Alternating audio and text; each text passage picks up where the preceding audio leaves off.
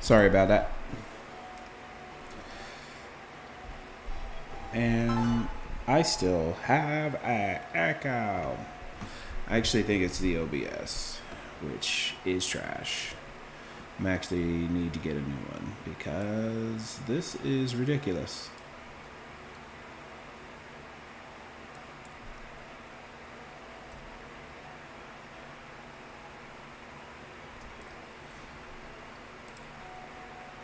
Alright, well, we're back.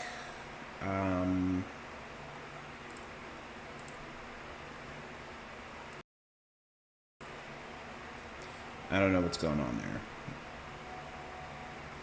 But I have this ugly echo in my sound. And it comes through my speakers. It shouldn't be pulling sound at all. So, here we are again. But hopefully this is better. Super sorry about that, guys.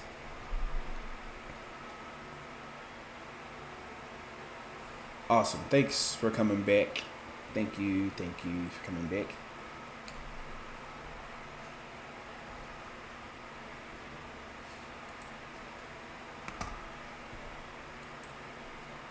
So you're enjoying a day off and you chose to come and hang out with your boy. Appreciate that.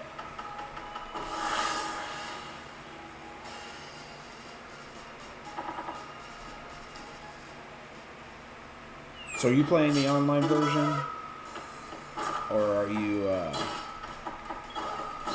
playing the just the game proper?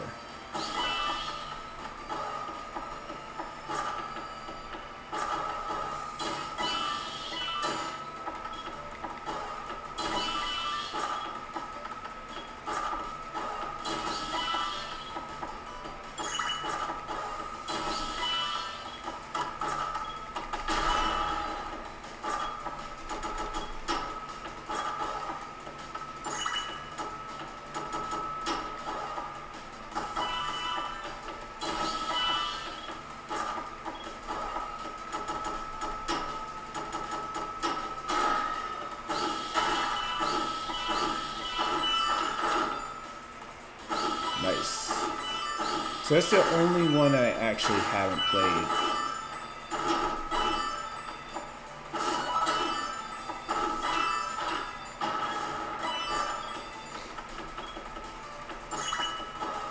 And to be perfectly frank, it's probably one that I won't play because I just don't really see a whole lot of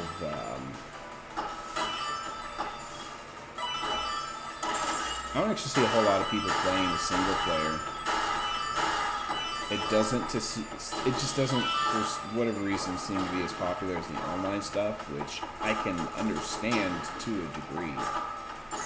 But like, I just don't see a whole lot of people like actually getting in and putting in the work to play it, and hardly anybody streams it either. That's the weird part.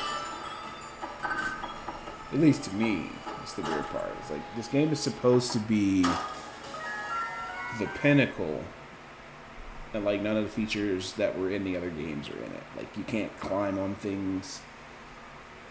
There was a point where none of the characters could swim, which I thought was weird. It seemed like a step back from 4.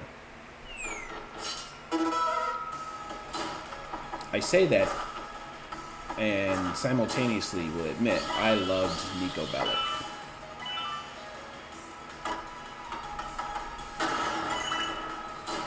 I actually think he was probably the most fleshed out of all of the GTA characters.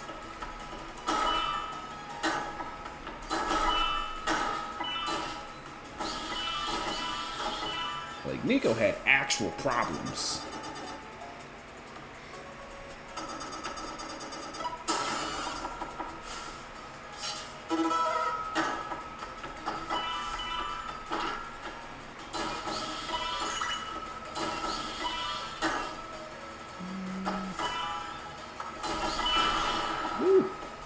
That was close.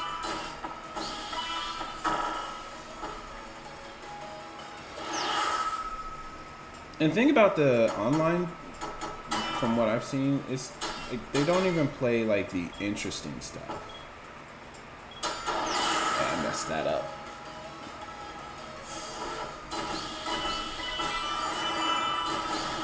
Like most everything that I have seen that has to do with the game involves like nobody doing any of the heists. Everybody just throwing cars and shit all over the place. I'm like, that's not interesting.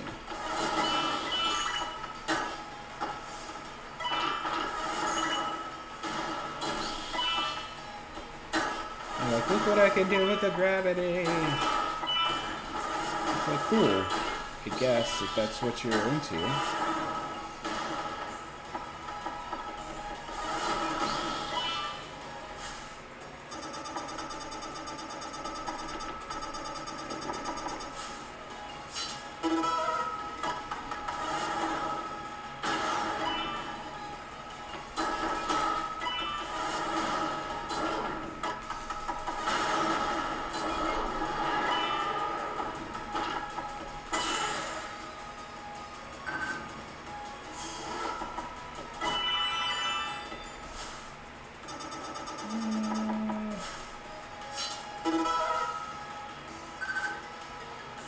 Crap. I can't reach that one. Boo. And now I have to wait for the door to smash in.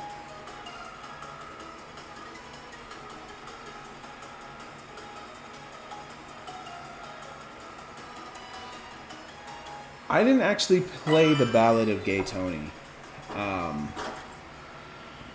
Which I really kind of wish I did, because it seemed like all the stuff that Vice City did played right into. Well, no, let me take a step back.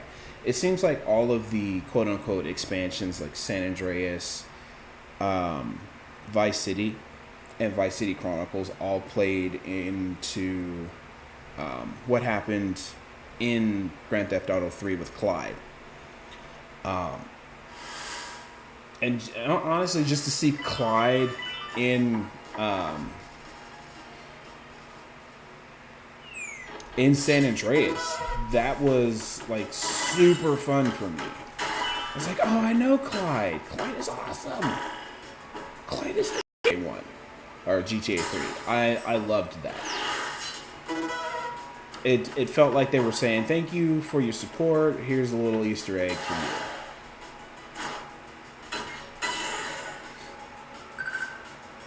I do not like Prism Knight. She is the absolute worst.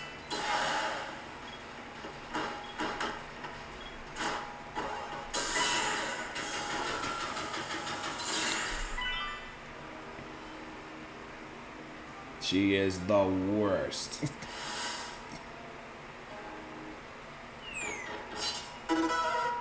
But Shield Knight can get it. Boy.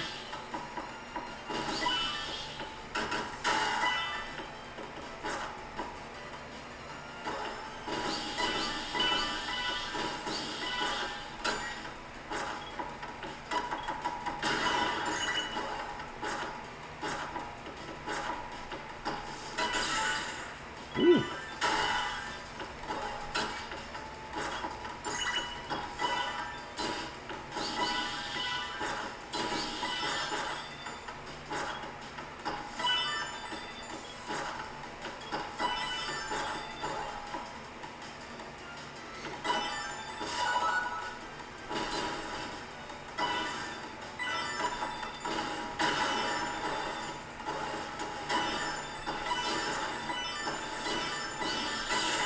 No. Shield Knight, you're supposed to be the strongest. Anyway, back to GTA. I really and this is maybe this is back when the shit that Take-Two and Rockstar were doing was just like groundbreaking. Because even GTA these days just seems to be falling off. And then you hear all of the bullshit going on with Red Dead, which should be, a banger, but if I go any further, I am not going to survive. So we're going to leave.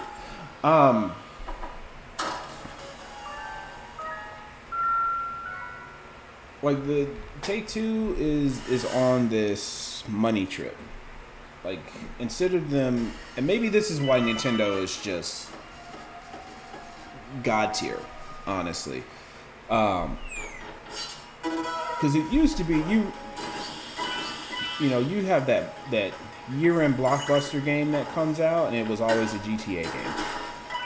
At least when I was coming up, it was. It's like, oh, summer's here, GTA's coming out. This is gonna be a good summer. And now it's like, oh, summer's here, and we don't have a new game coming out. And I will take pity on the devs because it takes longer to make these games. I am 100% in the camp. But here's the problem that I'm seeing right now is like we don't have blockbusters. And the blockbusters we're getting are so DLC riddled. It's almost like you don't even actually own a game anymore.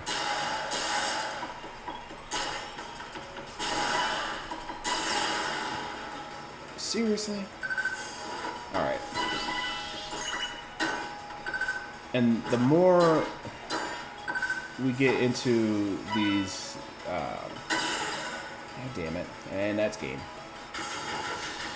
The more that we get into these situations where these game developers are just putting out piecemeal games like GTA, the more that we're allowing them to do this whole games as a service, like companies like Take-Two and Rockstar are just going to keep milking these franchises instead of actually breaking bread. Like part of the problem that I'm seeing with games like GTA right now is that GTA used to be like groundbreaking. Like it was not the first, but the best example of an open world game that we have, and now everything is open world. And then we would have like a Metal Gear game, and then there were stealth mechanics. And now every game, for whatever reason, has to have stealth mechanics. And I'm like, yo, like, we don't need all of that. Like, just make a game,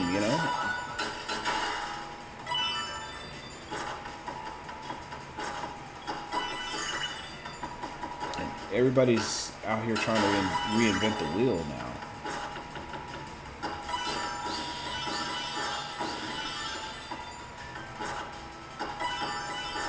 I don't know. I'm ranting, but like, I'm getting really kind of bummed out about these games that are coming out because it seems like we're aiming for the lowest common denominator, and unfortunately, that's just not paying off for everybody.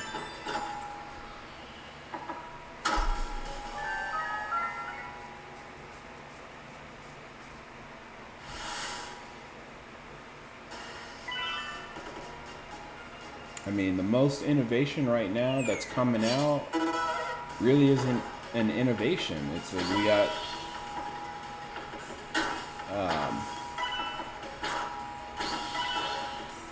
Elden Ring,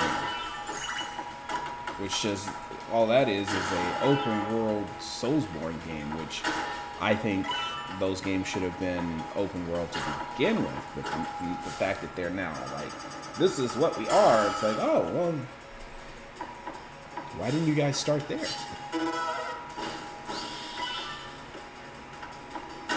Granted, this is all a first world problem. Doesn't mean anything in the giant lexicon of human history in the first place, but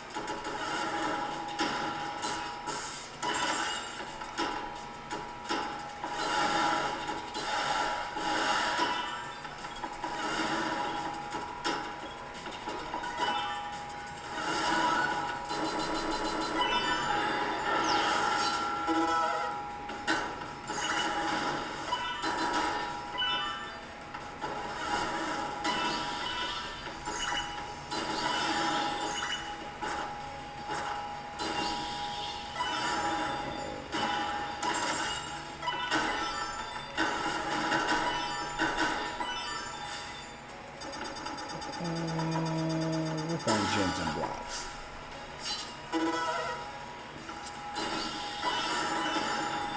That being said, though, E3 is almost upon us.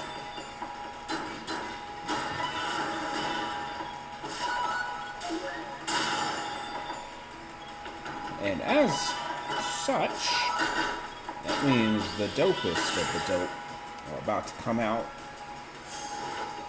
And I have a distinct feeling that this year's E3 is probably going to be a little lame.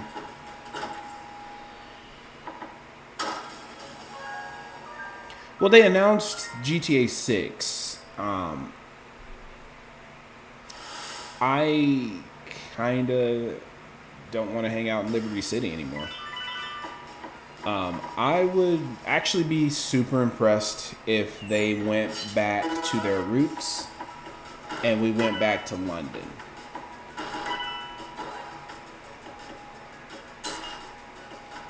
I would be thoroughly impressed if we ended up in London. Oh, I need 2 more keys.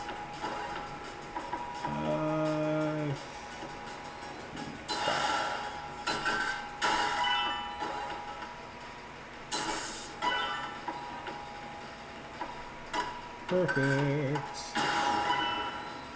Give me some room to work with. 1 key. And some health. God damn it. Even better. Damn it!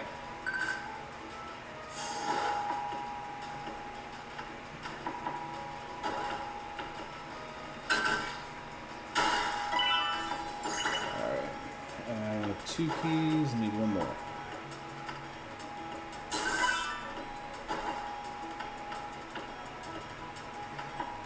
Alright, now I need to get down there.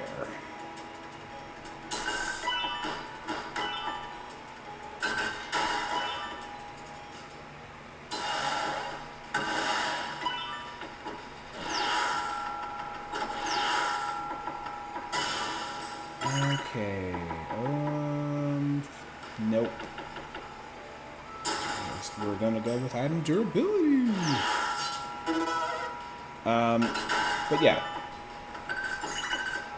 Grand scheme of things, Jesus Christ, die.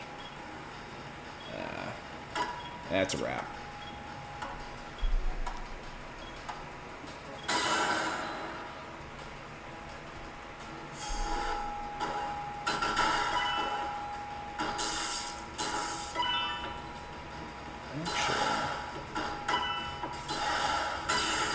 Yep, that's a wrap. I really kind of want them to go back to London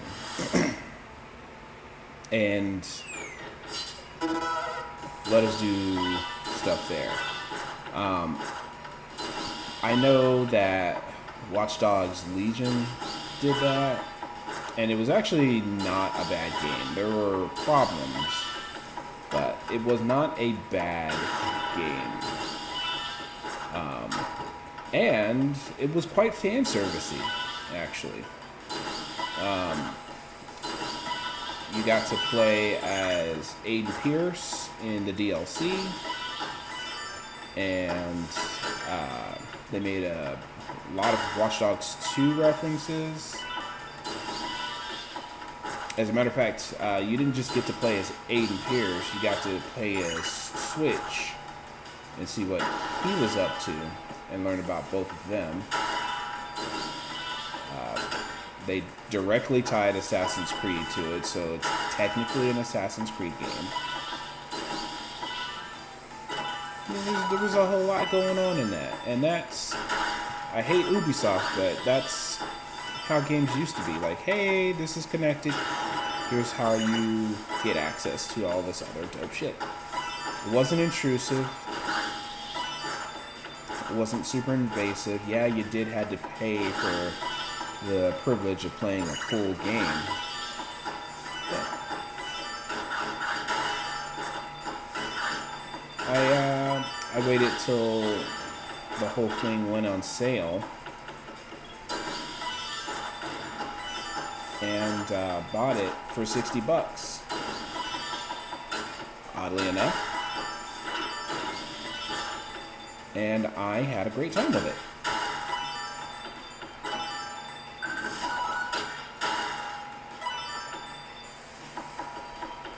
I'll take that hit. But yeah, I got my $60 out of it. And god damn it.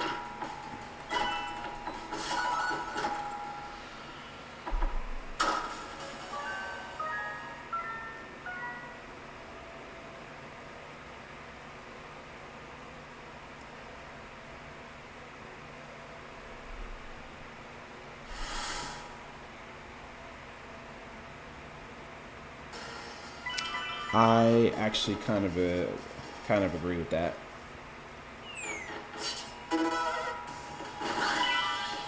And then, like, here in a couple of weeks, Overwatch 2 is about to get a beta, and I'm like, I kind of don't care.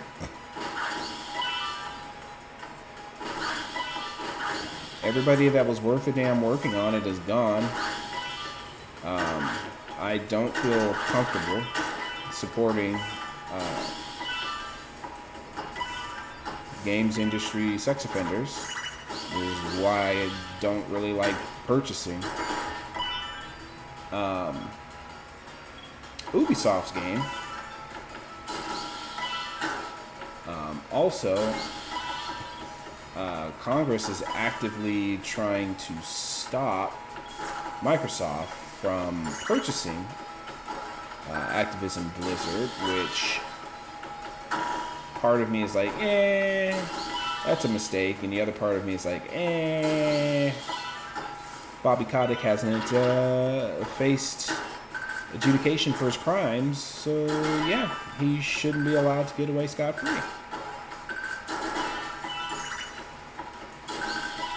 So I'm admittedly very conflicted. On one hand, I believe Congress is doing what they're supposed to do, but the other part of me is like, no. Help these employees out. Get them out of that terrible situation.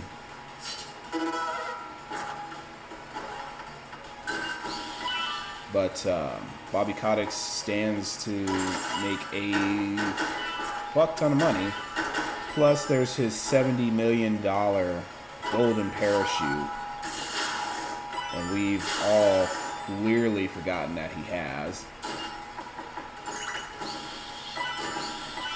So regardless of what happens, he's getting away with sexual assault right in front of our eyes.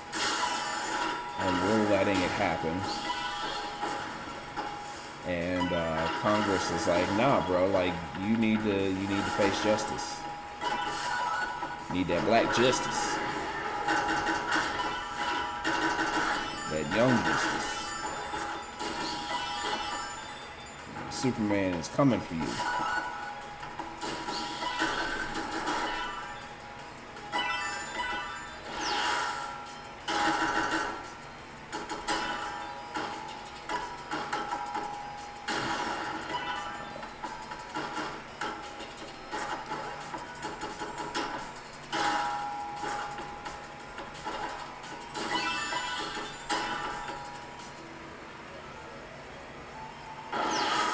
Actually, that's another reason why I'm kind of like, ooh. Because Gavin Newsom's putting his nose where it doesn't belong. I think everybody should be. I think what Sony, and I'm going to add another company to that list, Konami. I think everybody should be done with Konami. I think everybody should be done with Activision Blizzard. I think everybody should be done with Ubisoft. In the case of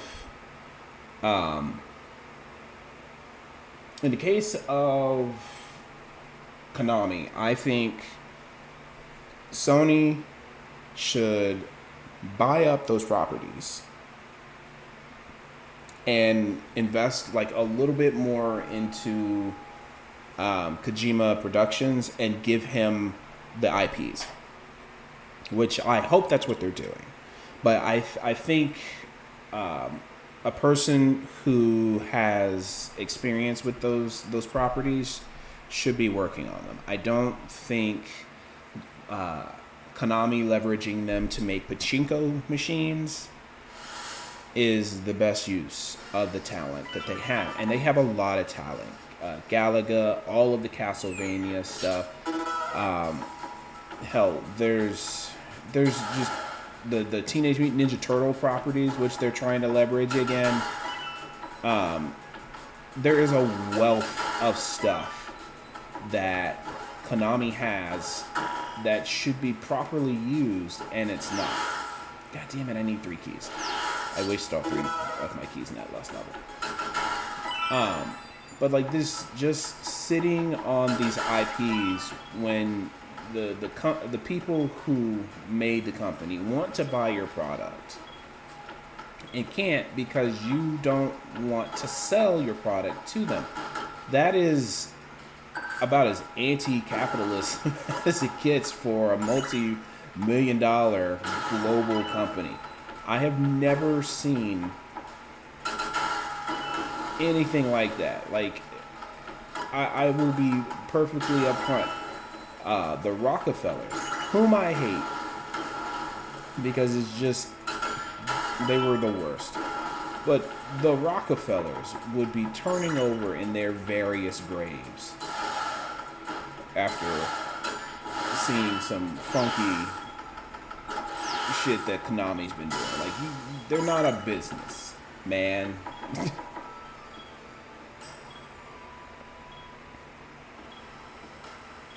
And the thing is they have, the thing about the Konami IPs is they have the technology to make these games better. Like, okay, stop making Metal Gear games. Just stop making Metal Gear games. Put Metal Gear down, right? And pick up a Castlevania. The world would lose its mind if they found out that they were gonna get, dare I say it, an open world Castlevania game. Think about how awesome that would be. An open world Castlevania.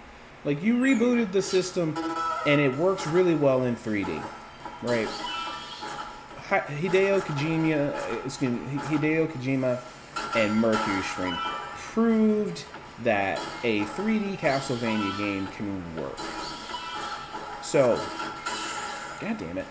So, what is stopping you guys from taking the next step and making that game an open world game? If you feel like you have to make it a games as a service, fine, make it a games as a service. At least you're doing something with it. Or, go back to your roots. Go back to making Metroidvanias. Koji Igarashi right now is making so much money for his studio off of Bloodstained Ritual of the Night. Right? Like, this guy, he loves making Castlevania games, and that's all he wanted to do, is to make Konami money. And they told him to fuck off. That's not the direction we want to go anymore. And he's like, alright, well, that's fine, it's your IP, I'm just an employee. But to turn around and say that the fans don't want 2D Castlevania games, and then he turns around and leverages, I believe it was $5 million on a Kickstarter, and opened an indie studio based solely off of the hype of Castlevania. Man, eat my ass from the back. Eat my ass from the back, because that's a fucking lie. I don't know who your CEO is over there at Konami, but y'all need to fire that motherfucker. Toot sweet.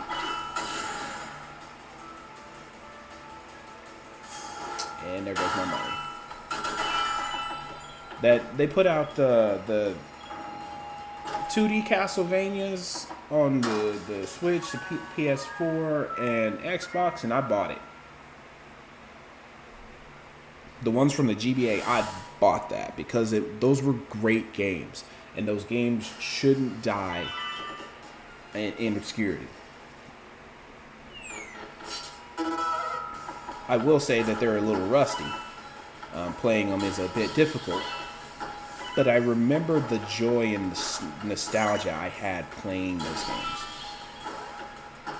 Like I was 15 when some of those games came out, and the latter half of them, I was in my late teens. I was living on my own, and every time a new 2D Castlevania game came out, I picked that bitch up.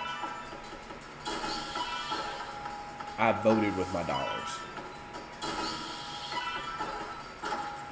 And I let these motherfuckers know this is the way. And the fact that they're not, trying to get that leverage, that power, that buying power from their customers, it bugs me because the only reason Konami can sit down and say, we've got all of these wonderful games and we're going to make them into slot machines in the first place is because we gave them... Really? That's weird. We gave them the money to do stuff like that. Like, you wanted something new and fresh, you went to Konami. Wow. Okay, well, that's a wrap.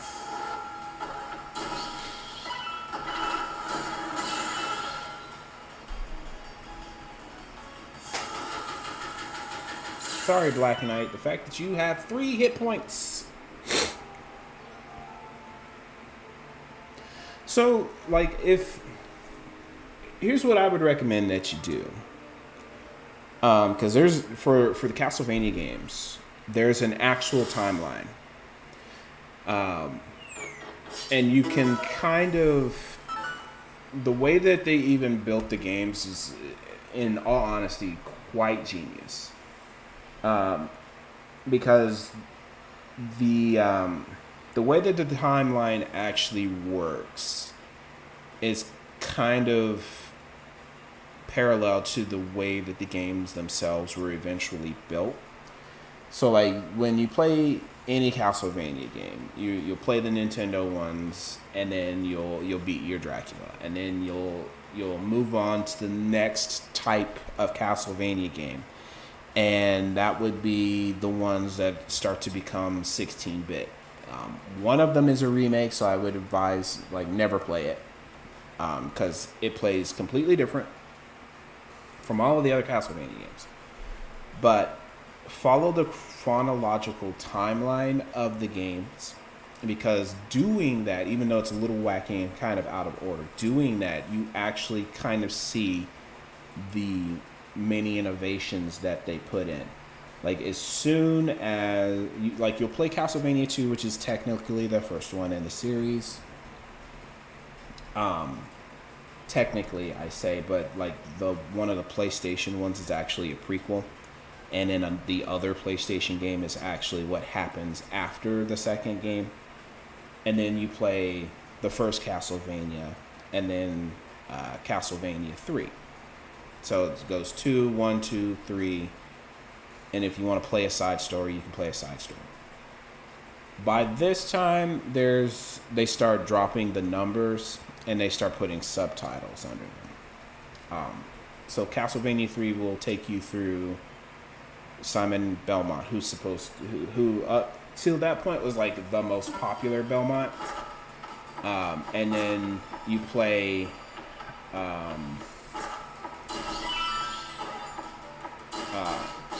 I believe it's Harmony of Dissonance, which you play as Simon's grandson. And it's that one, if you play it, it's the only Castlevania game where you play as a Belmont in the format of the Metroidvania style. And you don't seem very strong at that point. And then you play Castlevania Rondo of Blood, which is, in my opinion, the best one.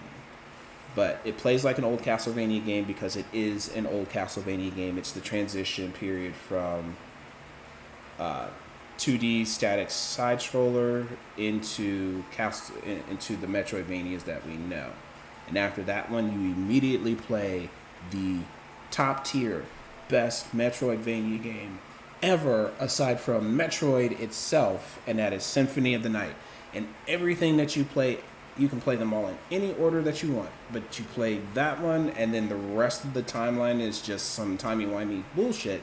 But if you play them all, it doesn't matter what order you play them all, you eventually end up in like the 1950s, which is Portrait of Ruin. But anything in between that, all of them are are Metroidvanias, and you can just jump in at any point, and they all fit really snug. But if you want to play old school stuff, I would say play Rondo of Blood, because that is literally the transition point. If you want to play, them in chronological order, there's like a whole timeline that you can follow. And you can see the fall of the Belmonts and the degradation of Dracula. But everything that they put out, like Koji Igarashi put in so much work to unify what came before him and what could possibly happen after him, and they just would not let him do what he wanted to do. There was actually he tried to push for having another female Belmont, and Konami told him absolutely not. And this was during the time when a lot of game developers were being told by their companies that women leading video games would not sell because women don't play video games. Which we all know to be absolute bullshit. They just didn't want to put a female lead in front of a video game. And then, games like The Last of Us, 1, not 2. I will not play 2. I refuse to play 2. But games like The Last of Us came out, and they were like, nah, bro, that's not how that works.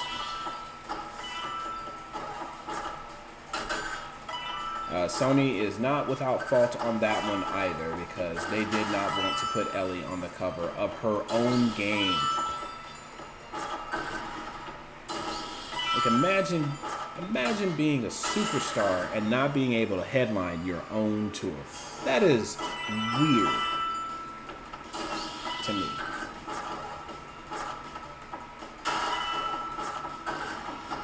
That's like being a porn actress and not being on the cover of Hustler.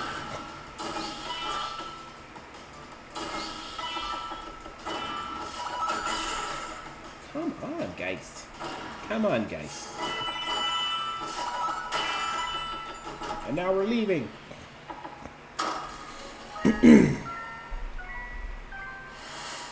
Meanwhile, over at Nintendo, they're just like, bro, we're just making games. We're just making games. You guys want a Metroid? Okay. The guys that made that one Castlevania game, we're going to let them make a Metroid. These guys really wanted to make a sequel to Metroid Fusion. So, since you guys bought that last game, we're going to let them make a sequel to Metroid Fusion. Oh, you guys like the new Metroid? Okay, well, we'll consider making more Metroids more often. Now that we have a studio that wants to make all these dope-ass Metroid games.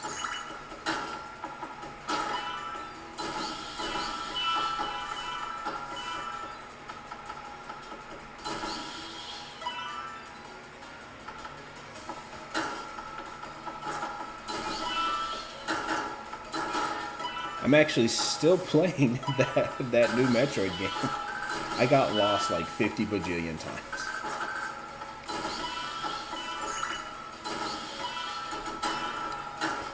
And unlike David Jaffe, I knew to shoot the fucking wall. Because I'm not a raging imbecile.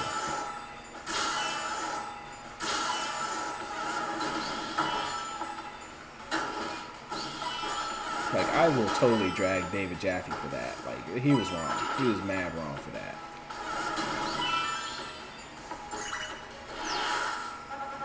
Oh, nope, we're not gambling. Maybe if I'm desperate. I need a power up and I'm desperate. Oof. Hey, thanks for taking care of my light work there, buddy. Crap. Alright, let's see. I'll eat that. God damn.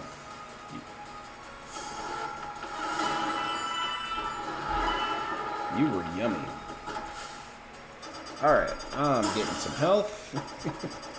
And I'm getting a fire trail. Alright. I don't want. Yeah, I'm not gonna risk that. But it's so good. Like, okay. The one, everybody's like, oh my god, she speaks. I'm like, and? Who cares? She's spoken before. It's not that big a deal. But to hear her speak the Chozo language, now that I was like, all right, I see you. But there's even if you're at the end of the game, like there's still so much you can go do. I do wish they had taken a little bit more care and tried to do more of the little secret nugget type stuff for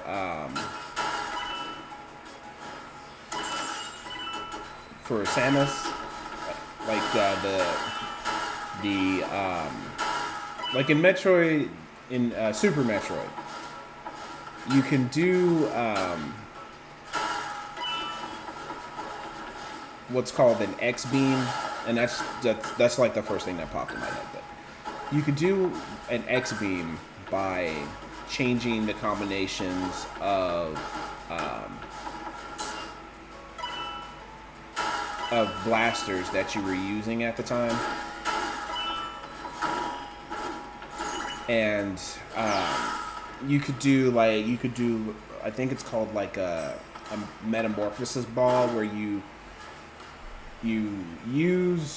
charge up and then you turn into the morph ball, and then you detonate a super bomb, and it just heals you. I think it's called the metamorphosis ball. I don't remember, but like little secret knickknacks and doodads like that. Like I want them to go back to doing funky stuff like that. And if they do ever remake Super Metroid, I want them to keep that stuff in, because those things were glitches that the developers didn't take out, and people figured out how to do them, and those things were super awesome and super useful. The fact that we can even shine spark, that stuff was not actually meant to be in the game. It was just something that they left in there, and people figured out how to do it. And that was the joy of playing a game like Super Metroid, and learning all of that stuff. Because all of those crazy videos that we have now, where you see Samus flying all over the map, like that's the kind of stuff that I think Metroid needs to go back to doing.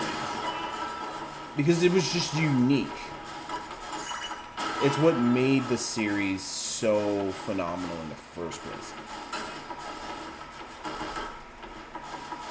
And I will say, playing Metroid Dread, I feel like that's something that they really wanted to do, and I just don't think they had the development time to get around to it, which is understandable. They did have a contract and a deadline. Also, we've been waiting 20 years for that game. That's no cap on that. But just, the game the new one is beautiful. I love it so very much. I would say it's probably my second favorite Metroid game ever, next to Fusion and to a lesser extent Super. But I feel like they took more liberties, as many as they could with this one, and I'm really glad they made it.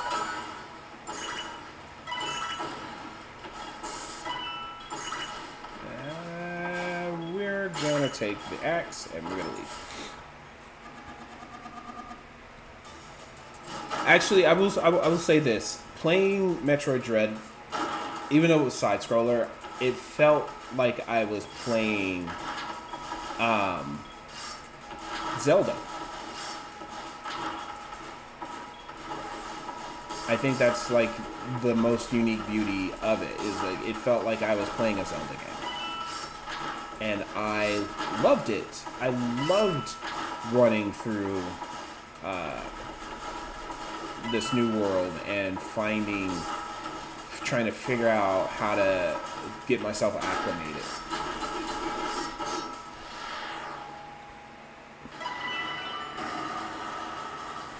I actually think they should do that too. Like, I never played Advance Wars, but I do think that they really need to start leveraging some of those properties. Part of the problem that Nintendo actually has is Hayao Miyamoto. I love him. I really do. He is God among men, but he is a problem. He is the man that gets to decide what games come out, and granted, it has worked very well for them for the past 30 years. I will not sleep on that man, but I will turn around and say that part of their financial woes are the fact that he has absolute creative control over the games that come out. And that's both good and bad. If you're not putting out a lot of content, that can be detrimental to your company. But in addition to all of that, if you're not letting your company just be a company, then there's absolutely no point in you being a company. It just seems a little weird that one man has the authority, the sole authority, to hold up production on games for decades.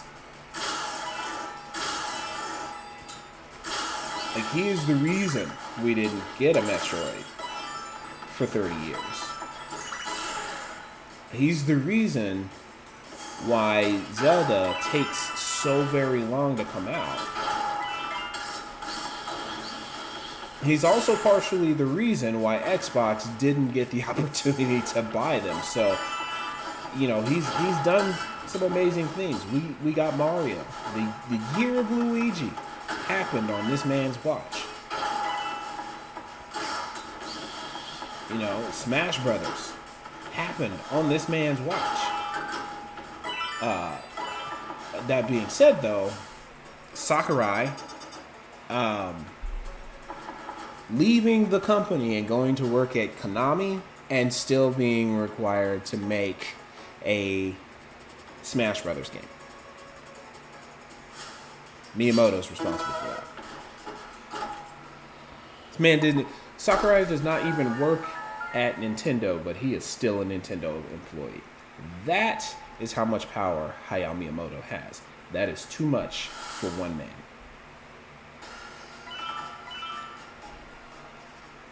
Make sure that I'm not going over my time. I got a little over an hour left. All right. But I think Hayao Miyamoto really needs to be replaced as executive vice president of the company. He needs to name a successor that will fulfill his vision for the company, because effectively Nintendo is his company. It has been for 30 years. You know, Super Mario Brothers game does not come out unless Miyamoto says so.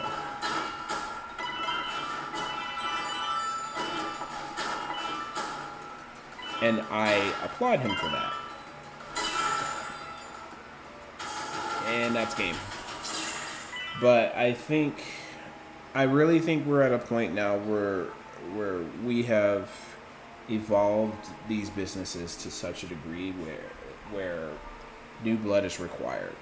We have old people, and this is nothing against old people, but we have a whole lot of people who were there when some of these companies started, and we're still building games like we're in the 80s. I mean, just look at Cyberpunk. If you want a good example of that, look at Cyberpunk.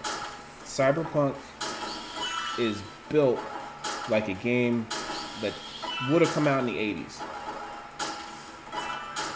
And it came out tragically. Metroid was being built like a game that would have come out in the 80s. And the problem with Metroid is that, damn it. The problem with Metroid is that it is an Aliens property that didn't get to be an Aliens property. Like Ridley Scott, love him or hate him, he was pitched an Aliens game, and he did not like video games. And he said no. So they turned it into Metroid. And ever since, every time a new Aliens movie comes out, usually you can expect a new Metroid game to come out. At least when we were younger. And now it's like, a new Aliens movie coming out? Ugh. I want nothing to do with that.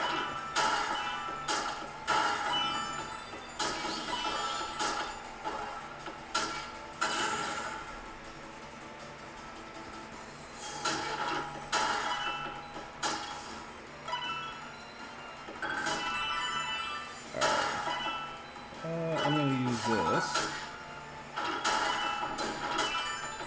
Alright, we're leaving.